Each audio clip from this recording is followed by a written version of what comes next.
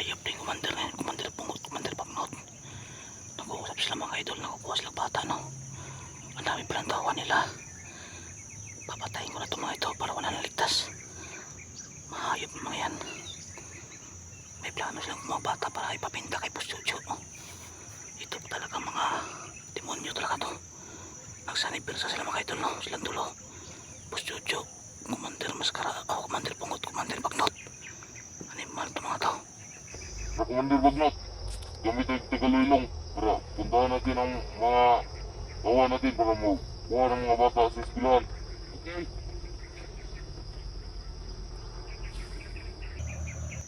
Hayop ng commander bungo na yan. Commander bagnot biglang nawala ang tagulilong. Buisit, unahan ko, mispatayin ko na sila. Magpapalang harap po sa inyo mga kaidol no. Ito ulit ako mga kaidol no, sa bundok. Para ito pa rin po yung mga mission ko mga kaidol. May mission ulit ako mga kaidol no, para ligtas po yung mga batang bihag. At saka lahat ng pong bihag mga kaidol. Matutulong po sa mga kapwa ko hantas mga kaidol no. Kaya dito ulit ako, patuloy po ang mission. Yun po ang binigay sa akin na mission nila kaibigang Adia at kaibigang Bila. Yung mga bata po mga kaidol na bihag. Binibihag pa rin ni Boss Jojo no. At ni Commander Bungo at Commander Bagnot. Sila po mga grupo na matitikas mga kaidol, mga halang kaluluwa. Kaya ito ako ngayon dito. Nag-isa lang ako mga kaidol no. Kaya samahan niyo po ako mga kaidol sa aking mission. Sa paghanap po sa mga batang bihag, sa nawawalang mga batang binibihag nila. At para kukunin ng kidney at ibibinta. Kaya ito. Nagmamadali akong pumunta dito sa bundok at babalikan yung mga batang bihag para po iligtas. Samahan nyo mga kaidol. At kasama kong medalyon ko. Ito po magtuturo sa akin sa mga batang bihag kung nasan sila dinala sa mga Boss Jojo na yan at saka si Commander Bungo at saka Commander Bagnot. Hindi ko na ito patatagalin mga kaidol. Samahan nyo na ako. God bless po at advance Merry Christmas na Happy New Year po sa inyong lahat. Mga sulit kong supporters, mga silent viewers, lahat po. Shout out po kayong lahat. Hindi ko na kayo iisahin kasi marami kayo. Ayan mga kayo, samahan nyo na ako. Kasi magpatuloy sa paghanap sa mga batang bihag.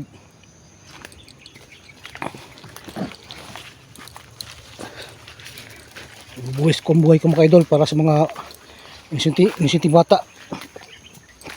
Mga batang bihag no, na sobrang kawawa at kinukuha nilang yung mga kidney at binibinta para makapira yung mga demonyo na yan.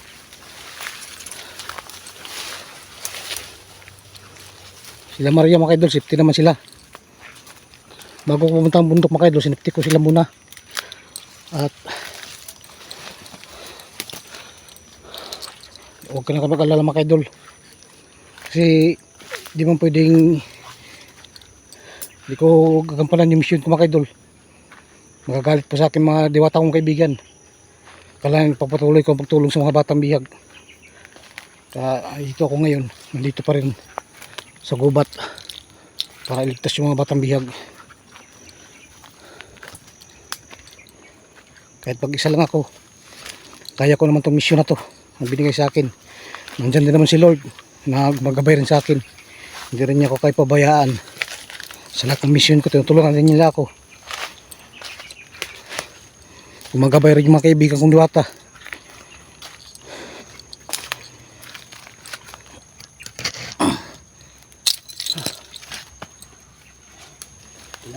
Kailangan ko muna masid-masid. Dinala ko pa rin yung red water ko. Dipinsa kasi ito pag tinamaan ako ng bala. Para maagapan agad ang sugat. Kaya dala ko palagi mga kidol. Hindi ko ito nawala sa bag ko.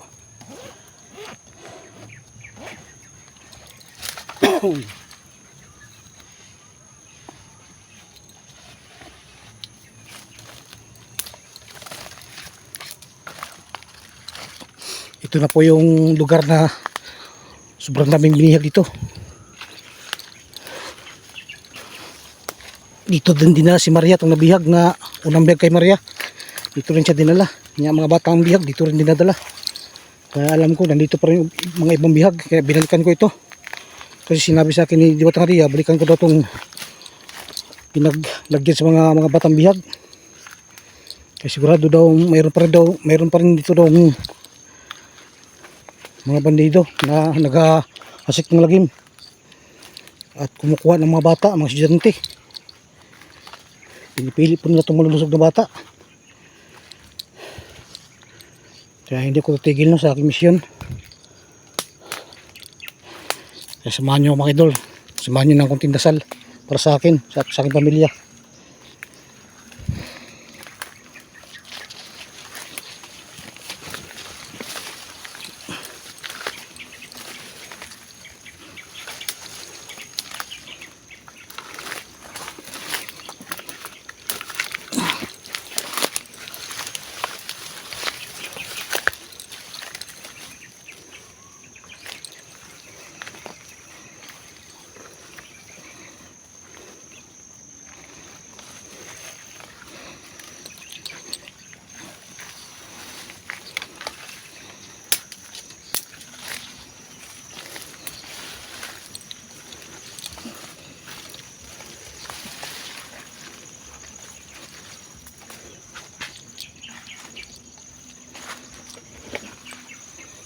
Ito na yung lugar na pinagpugaran ng mga demonyo, mga halang kaluluwa. Lahat ng bihag dito dinala. Napakalayong lugar na to. Nilalakbay ko po to ng 1 week bago ko dumating dito. Nasa gitna po to ng kamundukan.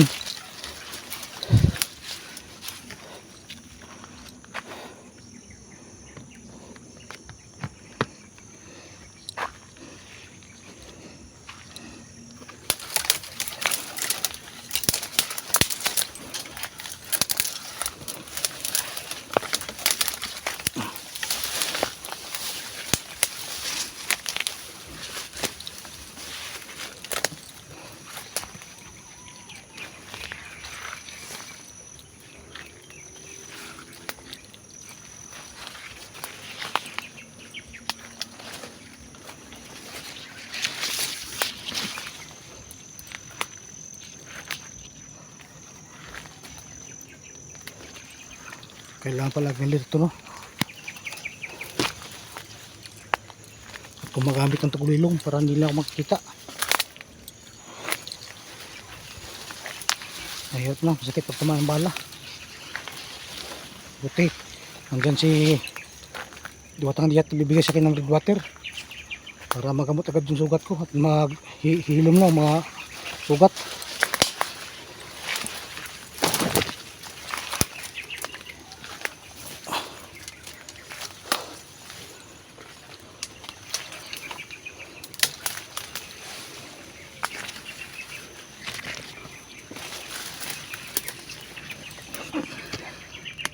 Kailangan natin magmasid-masid, no, para maka alert perminti ba.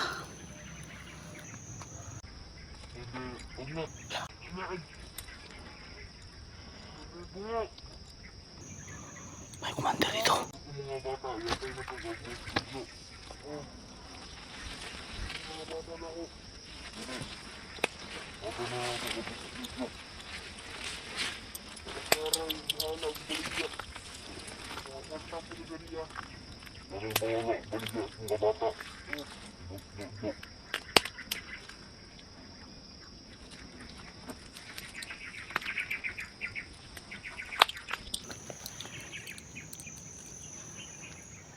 Ito na yung commander, Bagnod commander.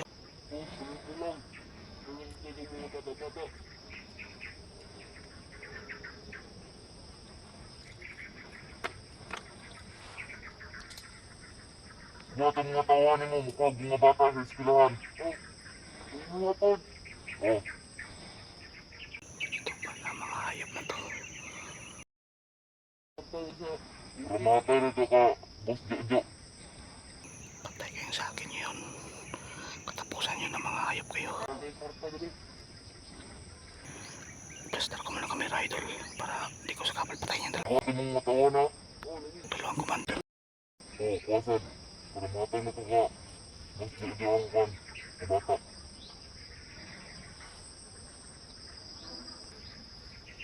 Dapat ka rin bangaon mo ka ng mga baskog lawas ha, ka ng mga tambok. Okay lagi. Kukakuwasan ka, ano ko itong mga baskog lawas. Ang hindot. Para matay na ito ka Boss Jojo. Wala, baliktay si Boss Jojo. Para mga kwarta sa tariya. Matay kwarta-kwarta. O si Commander Bungo. Ito hindi Commander Bungo. Yung mga tawan mo kuha o mga kuhan. Itong nagata. Tubuon na ko to niya. Tuwa ko dito lang. May kwarta yun niya.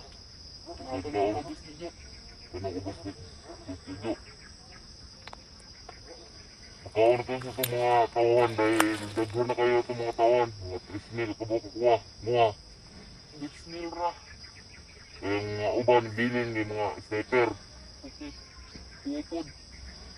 Tudong uban, maglasa sa eskwelahan. Oo.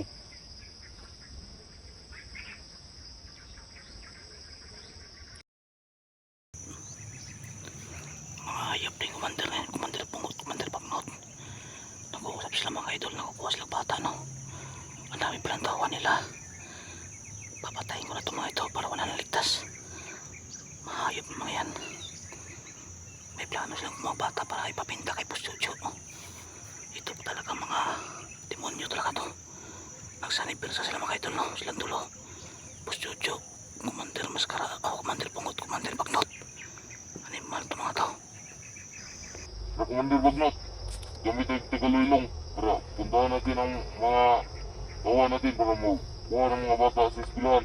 Okay.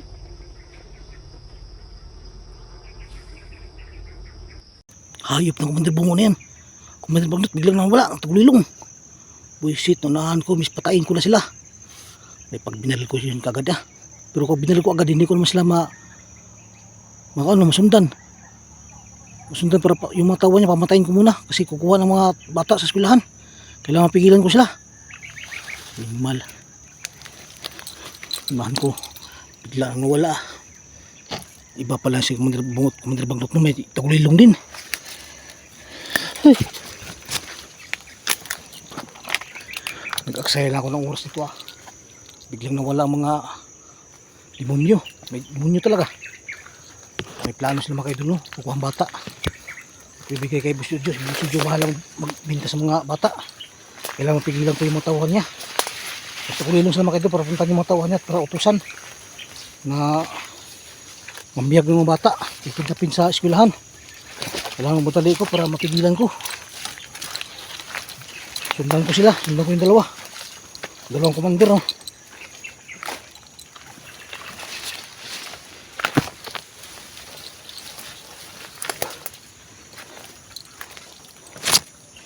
Sayang, pagkakataon ko na sana patayin yung mga yun. May ano rin, may kapangyarihan sila. Bigla silang nawala.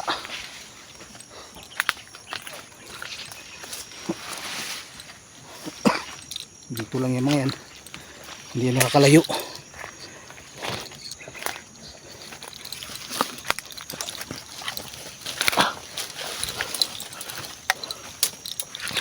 Buhay pa pala si Boss Jojo day, hindi pa patay.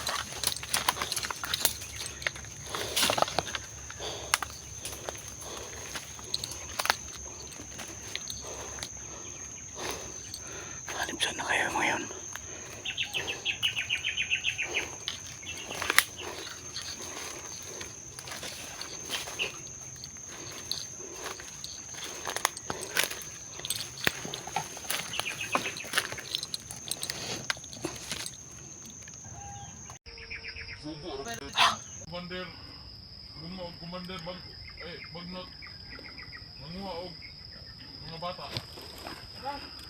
Huwag mo na itong mga kabar na ito ta. Ito na yun. Bay! Bay! Saan mo, Bay? Bay! Ito na yung mga tawan eh. Malapit na sila. Commander Bungot, Commander Bagnot. Papatayin ko na kayo para hindi ko makabiktima ng mga bata. Subo, kita na Commander Bungo. Bagnot. Eskwelahan daw tayo manguha ng bata. Ito, nagpagbata. Magmasid mo na ko para marami sila. Nagtawag sila ng mga kasamahan para kukuha ng bata sa eskwelahan.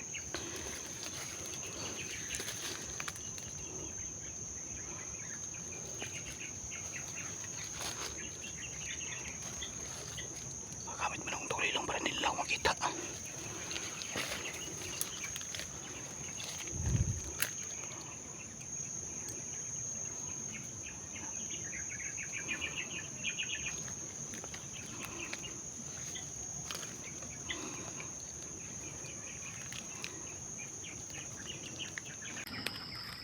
Nasa naman yung itong kauban.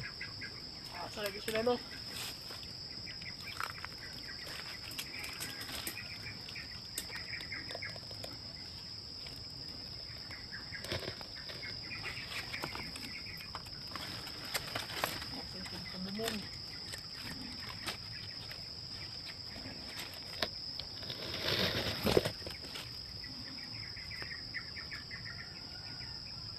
Padulong sila.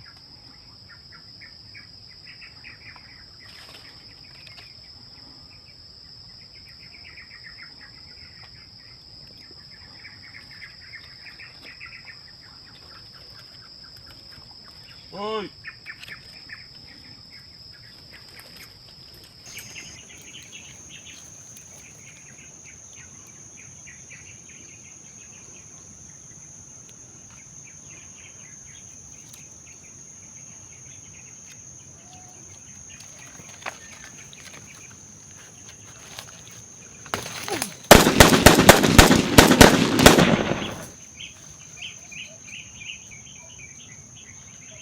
Huwag kayong bata sa eskwelahan ha.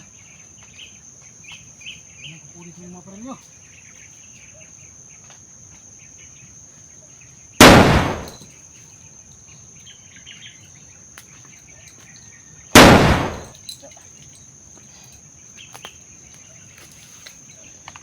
Kuha ko yung mga baril ng mga idol para ibinta ko mga idol no. Para makapira rin ako. Sayang din to. Magamit ko to pagbili ko sa mga ano tao. Para makapira rin ako ah. Swerte may pira. Mahal pa naman itong mga baril na.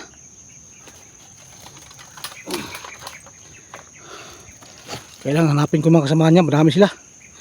Isa-isahin ko sila mga kaidol no, para pigilan ko pagkuha sa mga bata.